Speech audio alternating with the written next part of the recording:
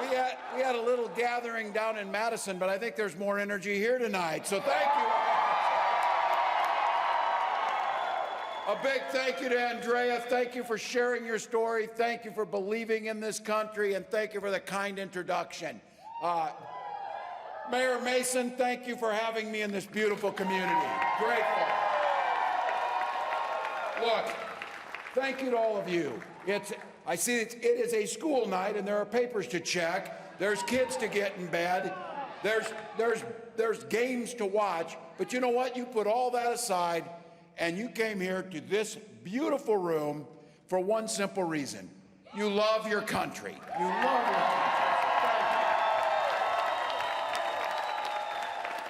I could not be prouder than to be on this ticket with Kamala Harris from her first day as a prosecutor, a district attorney, attorney general of the largest state in the nation, a United States senator, and vice president of the United States.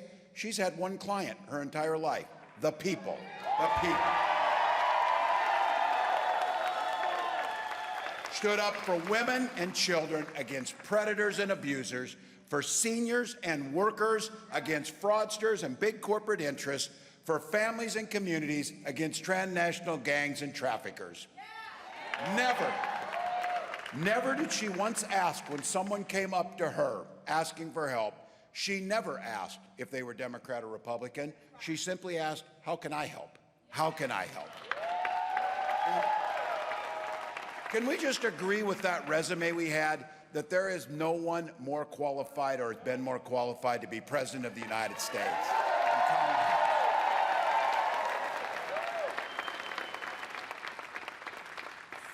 Almost to the hour, 14 days until the polls close, people. 14 days till this election, so we know what's there. Look, we're running like everything's on the line because everything's on the line. Everything's on the line. Kamala and I are barnstorming everywhere. We're going on TV shows, interviews, podcasts. I said, I'm about one interview away from being a regular on Fox News, and that takes a bunch, so one more. Because you all know, it takes a lot of stamina to run for president. It takes a lot of stamina to be president. So you have to wonder, how does Donald Trump think he's going to do that? Because he has no stamina to do this. I don't know. You see his closing argument the other day? He veered a little off script. He had a lengthy discussion, and I'm not going to touch this too much. We had a lengthy discussion about golf tips or something, some of you know. And then he reminded us how much crowd size matters to this guy. So Donald should just buy a sports car and overcompensate that way, I think. It'd be the thing to do. So this would be me. That's just me. Just leave us the hell out of it. I think we can agree that. Leave us out of it. Now, he canceled a debate, which, look, we should give him all credit for that, because one butt whipping is enough in that case for him. But he canceled a bunch of interviews, and his team actually said it. It was a moment of clarity, and they said he's exhausted. I'm with her. I'm with her. Look, I don't care how exhausted he is. He's not nearly as exhausted as the American people are of that guy. I'm tired of it. But here's the good news, Racine. He is never going to be president again. He is never going to be president. You see it. You're voting. You're voting. Good.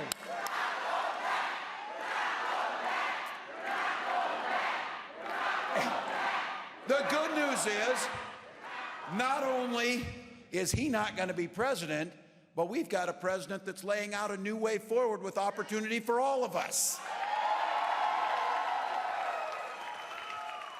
She actually has a plan, not a concept of a plan, a plan. 100 million Americans will see a tax cut under Kamala Harris's plan.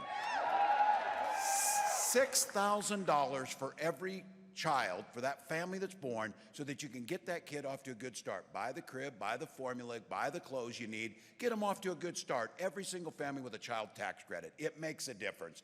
And then going after price gouging. Now, the Republicans seem to have a problem with this. Oh, you know, they don't believe in capitalism. We damn sure do believe in capitalism, but I'll tell you what's not capitalism. When you hear a hurricane's coming to Florida and all of a sudden the airlines jack up the prices so people can't get out of there. That's not capitalism. That's not capitalism, that's price gouging. And the idea of Big Pharma charging $800 for a vial of insulin that costs them $500 to make, that's why she's gonna make sure that if you need insulin or your family needs insulin, $35 a month, just like we do in Minnesota. And for those of you with less hair and gray like me, and if you're young, listen up, because someday you'll pay attention to this. Kamala Harris proposed something that we're going to get done that I think is transformational, especially those of us kind of in the middle. I got a nearly 90-year-old mom, and my son turned 18 last weekend. And so we're looking, thank you, and he can vote. So we're looking at how do you pay for kids, how do you pay for education, but she proposed something that is so transformational. Medicare to pay for in-home care for our seniors. It's awesome.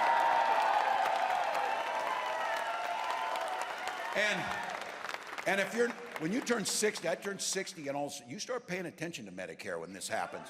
But you know what she also proposed? Medicare to pay for glasses and hearing to make your lives a little better. It's good stuff. And then I just came from a barber shop with a whole bunch of young entrepreneurs that want to start their own business. There he is back there, Alvin. Good to see you. Racine Sport Co. Look. They're looking at a new generation of entrepreneurs, a new generation of making sure our kids thrive. And Kamala's put out a plan to make sure small businesses can get $20,000 forgivable grant and then $50,000 tax credit to get them off the ground and to make a difference.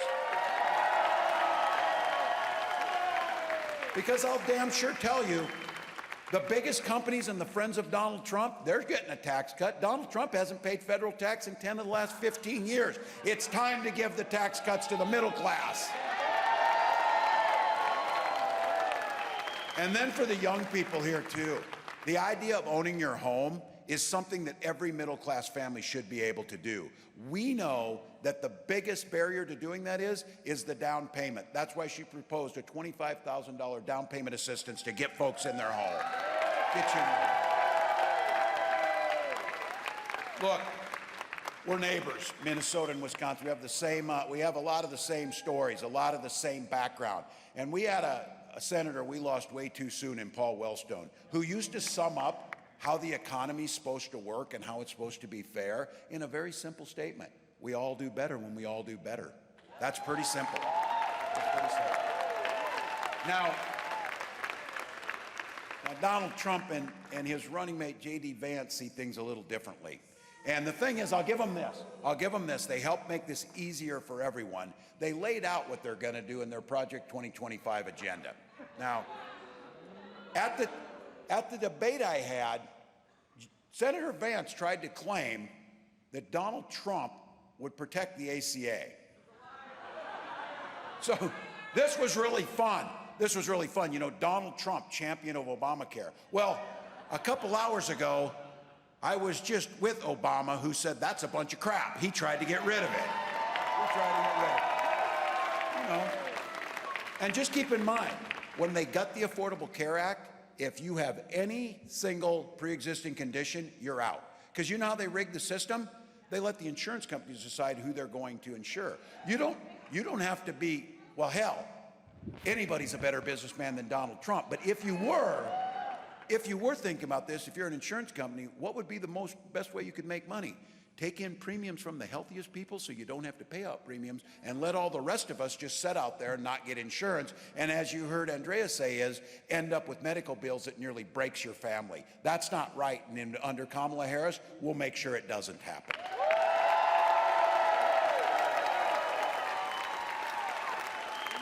A new report came out under Donald Trump's plan, and they analyzed it.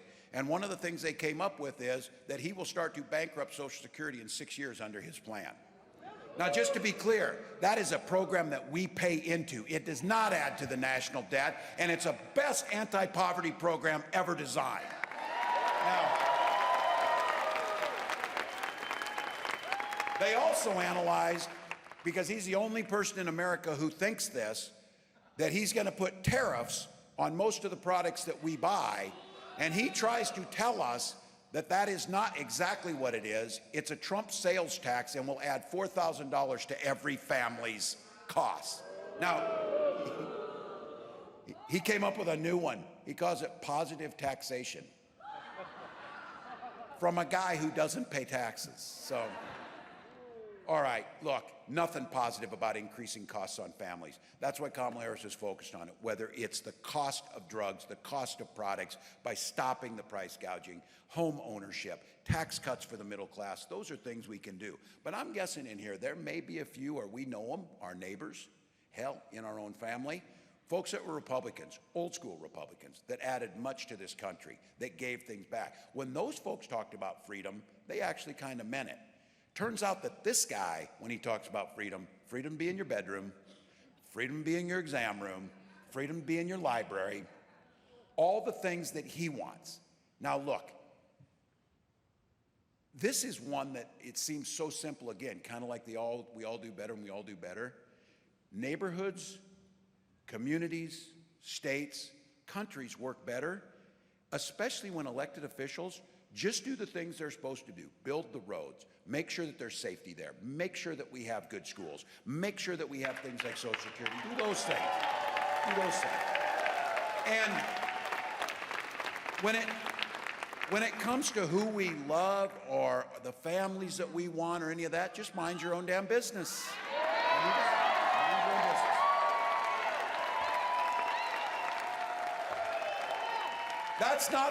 That is not a catchphrase. That is a golden rule to live by, and your life will be better. Your life will be better.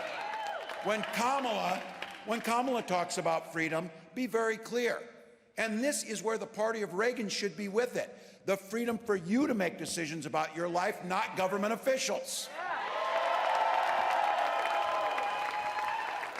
Where this room should be full of the people who fly the "don't tread on me" flags, because Trump wants to tread all over your personal freedoms when we're the ones saying, not on our watch, not on our watch. We need to start flying that flag, I'll tell you that. Because in Chicago, we took back the flag from them at that convention. We took back freedom from them. And I'll be damned if Donald Trump will lecture me about family values. So we take family.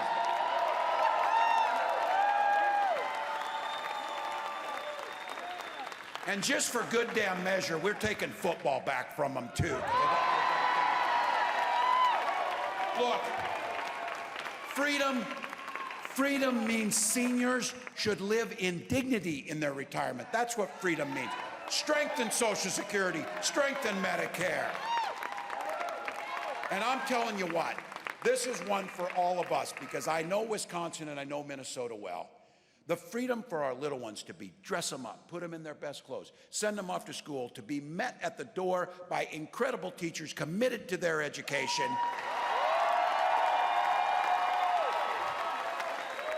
And let those kids have the freedom to be kids instead of being shot dead in their classrooms. That's what we're talking about.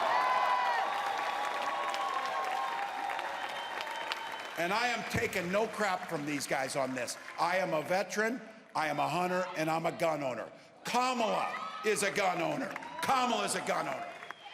Owning guns does not mean you can't have common sense solutions to stop our kids from being shot in schools. You can do it. You know that. Here's the deal, Wisconsin. Kamala and I know you can uphold the Second Amendment while upholding our first responsibility, protection of our kids and families. And let's be very clear here. Isn't it interesting that both members of the Democratic ticket, Kamala and I, are gun owners? And Donald Trump cannot pass a background check.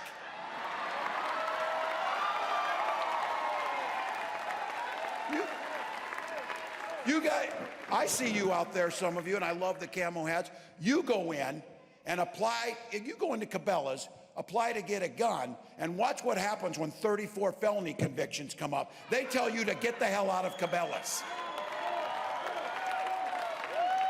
Now, we got a mix here. I'm going to focus on about half the group right now. I'm going to focus on the guys in this group, because here's what the deal is. Think about the women in your lives, daughters, wives, mothers, friends, neighbors, or whatever. If you're wondering about voting, their lives literally depend on how we vote in this election. They literally depend. Trump appointed his 3 Supreme Court justices who lied in their confirmation hearings and said they would uphold Roe versus Wade, and they overturned it, and he brags about it. He is glad that your daughters, your wives, your friends now have less rights than their grandmothers did before them. Yeah, 20 states have Trump abortion bans. He calls those 20 states a beautiful thing. You know what that beautiful thing looks like? Women being denied care when they're having complications with their pregnancies, to have miscarriages in parking lots. Survivors of rape and incest having to carry those to term. Fertility clinics turning couples away at the door. And I talked about this. Gwen and I struggled for years to have children. We used fertility treatments, and that's how we got our beautiful daughter, Hope. I will tell you. I'll be damned if anyone, let alone Donald Trump and J.D. Vance, should have any damn say in the family that you have of stopping you from having that. So when we elect a Democratic Congress, we hold the Senate, we elect Kamala Harris president, she will sign Roe versus Wade back into law, protecting our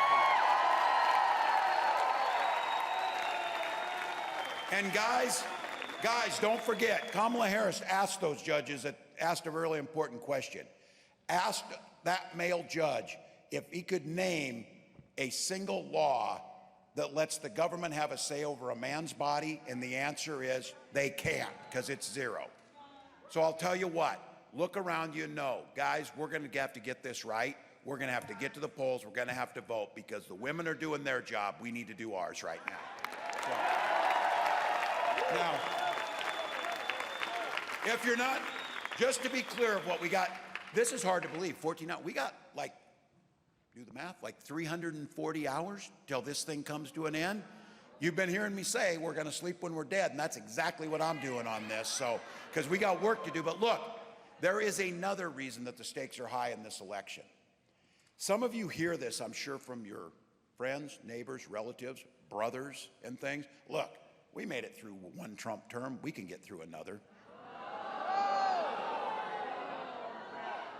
I've said this. Look, I'm an eternal optimist, and teachers, you know this. I supervised the lunchroom for a decade or so, so you got to be optimistic to get through the lunchroom. But the Donald Trump of 2016 who was elected is not the Donald Trump of today by any stretch of the imagination.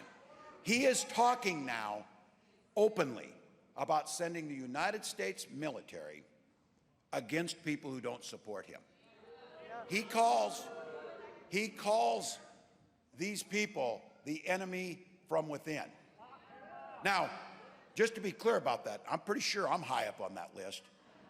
But don't kid yourself, you're on the list too. That's what he's talking about. In America, openly talking about this. Now, he's been given a chance.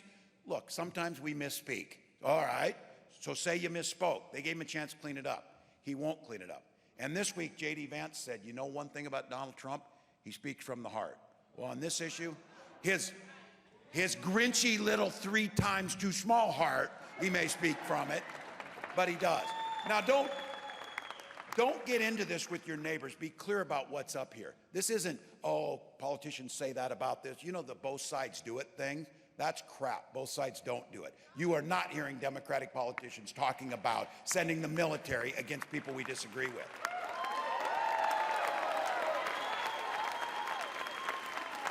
Look, the highest ranking soldier in America, General Mark Milley, the chairman of the Joint Chiefs of Staff, who was there with Trump, on record said, and this is a quote, Donald Trump, the most dangerous person ever to the security of this nation. James Mattis, a 4-star general, Trump's own Secretary of Defense, agrees with him. His chief of staff, a 4-star general, John Kelly, said he's the most flawed human being he'd ever met. And today it's been reported that Donald Trump said, I need the kind of generals that Hitler had. Don't be the frog in the boiling water and think this is okay. As a 24-year veteran of our military, that makes me sick as hell. And it should make you sick. Folks, the guardrails are gone. Trump is descending into this madness. A former president of the United States and the candidate for president of the United States says he wants generals like Adolf Hitler had. Think about it. And he already has the Supreme Court in his pocket. They've effectively given him full immunity. If he's elected again, he will appoint up to 3 more Supreme Court justices. And God knows there's not a single spine in the Republican Party in Congress that will stand up to him. You know that.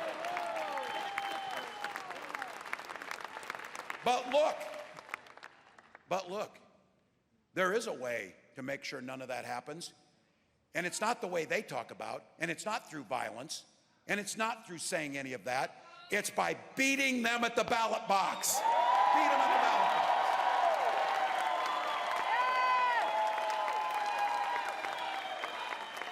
Vote.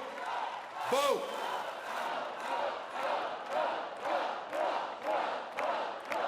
Look, 14 days. We're still the underdogs in this thing. We have got to leave it all on the field. This is the time. Wisconsin, you've got same-day voter registration, and early voting started today.